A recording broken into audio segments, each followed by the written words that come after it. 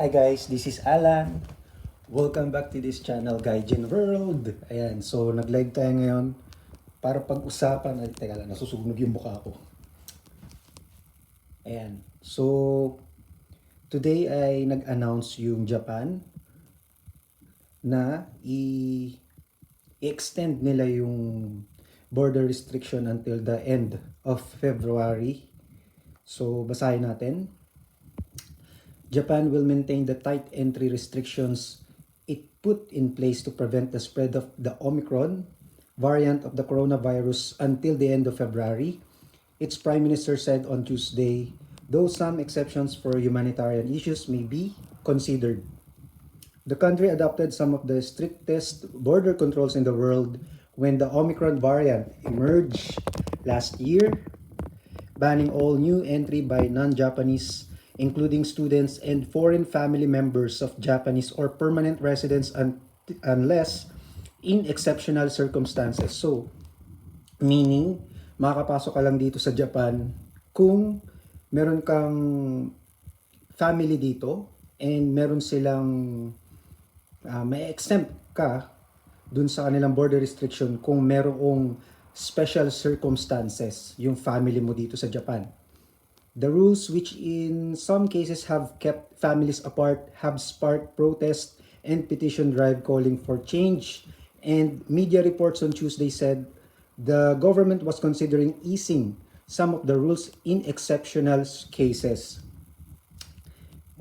Thanks to the toughest border rules in G7 nations, we've been able to keep the spread of Omicron to a minimal level, giving us time to prepare to deal with domestic infection. Yung Prime Minister, yun ang sinabi niya sa reporters.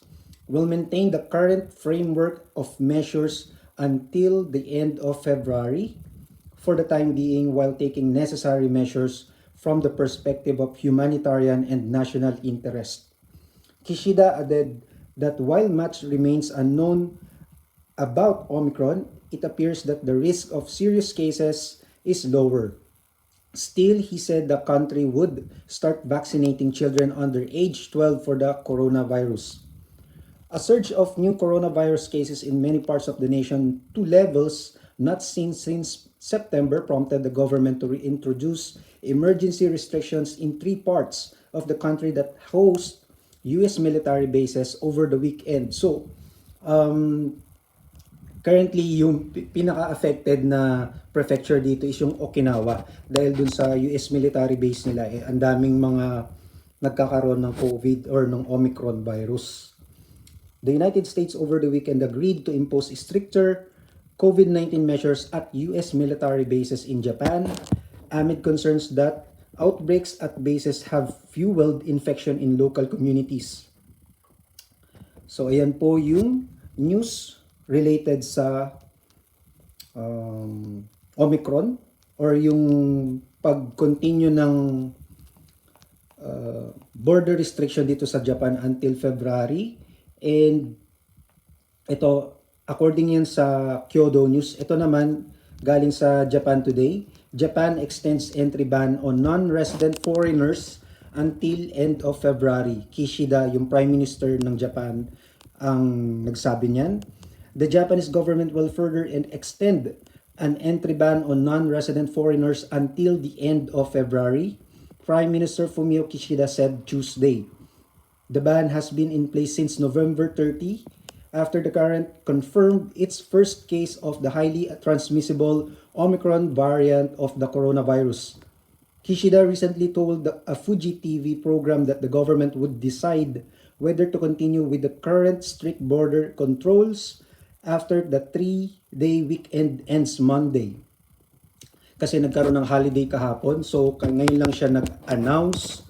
And he told reporters Tuesday morning that the framework of the current border controls will be maintained until the end of February. So ibig sabihin, kung ano yung mga nakikita natin sa website ng immigration or ng Japan Embassy, ay yun pa rin ang masusunod. Like yung sa mga quarantine protocols nila. Umuusok ba yung bibig ko? Ang lamig kasi dito ngayon. The government introduced the measures initially for about a month barring entries by non-resident foreigners and requiring returning Japanese nationals and foreign residents to quarantine in government-designated facilities. So kung dati ay pinapayagan nila na mag-quarantine dito sa bahay for 14 days, eh ngayon kailangan talaga daw mag-quarantine for 3 days kung sa Philippines galing. Ang mga papasok dito ay magka-quarantine sila sa designated facilities, hindi sa bahay. Kishida later said that the measures would be extended for the time being past early January. O yan, so nanginginig yung aking kamay dahil malamig. Pero eto, magbasa tayo ng mga comments. So, galing kay Ali Rostum, sabi niya, special exceptional circumstances. How about my spouse and kids are Japanese? Shouldn't that be considered special exceptional circumstances?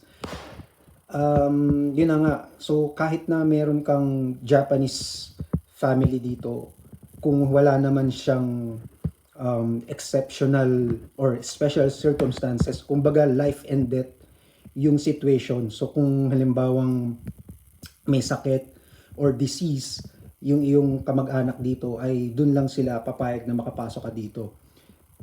Then magbasa pa tayo ng ibang ng comments. So sabi dito, sabi ni the person nyam now, the surge of Omicron is different to Delta's last year at the same time for a couple reasons to me. Since we have seen the last mutation and then its wave, we anticipate this one and it's also a much less potent variant. While people should be checked on re-entry and perhaps quarantined, since Omicron is already out and we do not have any restrictions or lockdowns, logically in 2 weeks' time, we should be in the midst of it here. Okay, so hanap pa tayo ng mga comments ng mga nagrarant.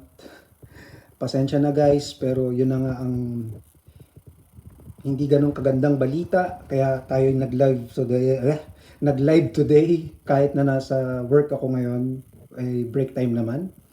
So sabi dito, medyo nagrarant din tong isa, this is idiotic.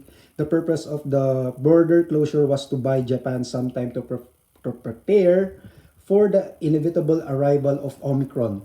Now that it is here and is spreading rapidly around the country, what is the point of maintaining these strictly closed borders? Other than political theater, I mean. Okay, sabi naman ni Monty, wonder when Japan will embrace science. Sad that Japan would prioritize xenophobic behavior over actual statistics and science about Omicron. I am confused. Isn't the science and statistics telling us non-stop how dangerous COVID is and that we should not underestimate Omicron? Or is the science and statistics telling us we should open the borders, let anyone in, and let COVID, Delta man yan, or Omicron, spread freely among the population? So parang ano siya, no? Against siya sa yun. Parang okay lang sa kanya na close muna yung border. Anyway, ano ba yung mga malamig ngayon guys? Sorry. Upo muna tayo. Okay. So yun guys, if you have any comments or may questions kayo, titingnan natin yung comment chat. Hi, JRQ, good day din. So, ayun na nga, naglabas uli yung Prime Minister ng announcement today. Inaabangan natin yan dahil nga bell na. So, kailangan ko na uling bumalik sa work. Ayan, so sa mga, ito, sabi ni JRQ, may conference po mamaya sa MOFA channel. Ayun. So, thank you so much for watching guys. Kung hindi pa kayo nakapag-subscribe, mag-subscribe na kayo and hit nyo yung notification bell para lagi kayong updated sa aming mga ibabalita sa inyo regarding dito sa travel ban dito sa Japan. Thank you so much again. Kailangan ko nang bumalik sa work. This is Alan and ayan, abangan nyo pa yung mga susunod kong i-upload na videos. Thank you so much and mag-ingat po tayo lalo na sa Philippines. Ang dami na naman nagkakaroon ng COVID virus. Ayan, dito din mag-iingat kami. Okay, mag-ingat tayong lahat. Bye!